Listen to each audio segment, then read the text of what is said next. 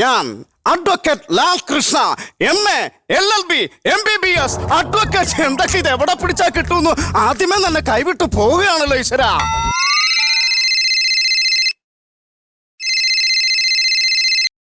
Hello sir, media. പുല്ലേ ഒരക്ഷരം ഇങ്ങോട്ട് മിണ്ടിപ്പോവരുത്. നീ ആളാവാൻ നോക്കരുത്. കടക്ക് പുറത്ത്. സാറേ, ചായക്കടന്ന് വിളിച്ചാണ്. മീഡിയം ചായയാണോ കട്ടൻ ചായയാണെന്ന് അറിയാൻ വേണ്ടിട്ട്. ഇനി ചായയില്ല, ഒന്നുമില്ല, വെച്ചിട്ട് പോവാ. ഈശ്വര, ഫ്രീ ആയിട്ട് കിട്ടുന്ന ഒരു ചായയാണ് ഇപ്പൊ ഗോപിയായത്. അയ്യാ, ആരാ അത്?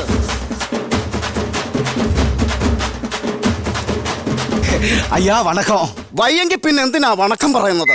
ஐயா അതല്ല കൂപ്പുകൈ. ആ കൂപ്പിലെ തൈ ആണെങ്കിൽ എനിക്ക് 2 എണ്ണം വേണം. ഇവിടെ ഇങ്ങനെ നട്ടുപിടിപ്പിക്കാനാ. ஐயா நான் வந்து കൗണ്ടർ. ഇവിടെ നല്ല കൗണ്ടറേ പോകുന്നില്ല. അപ്പോഴാണ് വെന്ത കൗണ്ടറുമായിട്ട് ഇങ്ങോട്ട് വരുന്നത്. ഓ, ഇത് ഞാൻ എങ്ങനെയെന്ന് മനസ്സിലാക്കി കൊടുക്കും. ஐயா நானே அந்த தமிழ்நாட்டிலே பெரிய கவுண்டர் குடும்பத்தில் இருந்து வரேன். அந்த കൗണ്ടർ? ஆமா, நான் வந்து காலே நிக்கிறேன். ഞാനും കാലേ കൂടെ തന്നെ നിക്കരുന്നത്. സത്യം. നീ എന്തിനാണ് വന്നത്? എനിക്ക് ചെമ്മീൻ വേണം.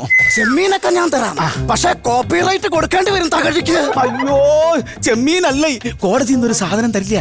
എടാ പുല്ലേ, അതിന്റെ പേരാണ് ജാമ്യം. അതെനിക്ക് കിടക്കുമാ, അതെനിക്ക് വേണം. തരാം.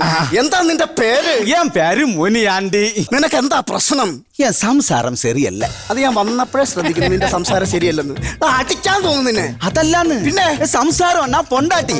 അപ്പൊ ഈ സംസാരിക്കാതിരിക്കുക എന്ന് പറയുന്നത് ഭർത്താക്കന്മാരാണോ?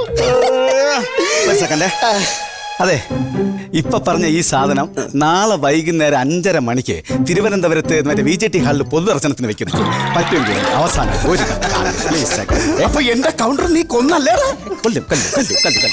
വീണ്ടും phone. Hello, advocate Lal Krishna, പറഞ്ഞോളൂ. ഒരു കേസ് ഫയൽ ചെയ്യണം. ആർക്കെതിരെ? ആ കോട്ടയം നസീറിനെതിരെ. അയ്യോ, അതെന്തിന്? എന്റെ ശബ്ദം വിട്ടാണ് അവൻ ജീവിക്കുന്നത്. അത് പിന്നെ ഒരാളുടെ ശബ്ദമൊക്കെ അനുകരിക്കുന്നത് നല്ല കാര്യമില്ല സാർ. എന്താണ് പിന്നെ കുഴപ്പം? അതുകൊണ്ടല്ല, പിന്നെ 6 വയസ്സിൽ അനുകരിക്കാൻ തുടങ്ങിയത്. ഇപ്പോഴും അതേ ഡയലോഗ്, അതേ വേഷം.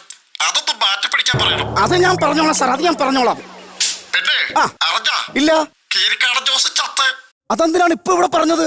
ആ കോട്ടയം നസീർ പറഞ്ഞ് ഇപ്പൊ ഇത് പറഞ്ഞാലേ എന്നെ മനസ്സിലാവും. ഇത് നിങ്ങൾ കേട്ടല്ലോ. നിങ്ങൾ ആ ഡയലോഗ് എനിക്ക് തരണം, ഇല്ലെങ്കിൽ ആ ഡയലോഗ് ഞാനിങ്ങ് എടുക്കും.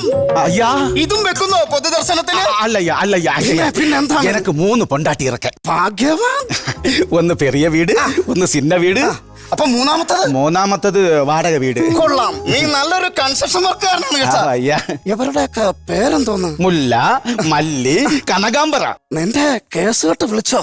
ഇല്ലയ്യ, ഇന്നലെ രാത്രി വാട്സപ്പ് കോള്, മെസ്സഞ്ചർ കോള് എല്ലാം അനുപ്പിയാച്ച് ഇതുവരെ ഒരു മെസ്സേജും തിരുമ്പി വന്നില്ല. എടാ പുല്ലേ, രാത്രി 2 മണിക്കൂർ ഇരുന്ന് നീ ചാറ്റ് ചെയ്യുന്ന കേസിന്റെ കാര്യമല്ല ചോദിച്ചത്. കോടതിയിൽ നിന്റെ കേസ് കേട്ട് വിളിച്ചോന്ന്? ഇല്ല, കേസിട്ട് വിളിച്ചില്ല. വിളിച്ചില്ല. എന്നാ പിന്നെ നിന്റെ വക്കാലത്ത് ഞാൻ ഏറ്റെടുത്തിരിക്കുന്നു. അയ്യാ, പൊണ്ടാട്ടി കൂപ്പറേ, പൊണ്ടാട്ടി. ഞാൻ എന്റെ മോളെ പോലെ അവരോടൊന്ന് സംസാരിച്ചോട്ടെ. അപ്പൊ ഇപ്പൊ കിട്ടിയൊന്നും പോരെ. എന്നാ കണ്ടിന്യൂ. ഹലോ, ഫസ്റ്റ് പൊണ്ടാട്ടി, കൊള്ളാം. സെക്കൻഡ് പൊണ്ടാട്ടി, കൊള്ളാം. തേർഡ് പൊണ്ടാട്ടി.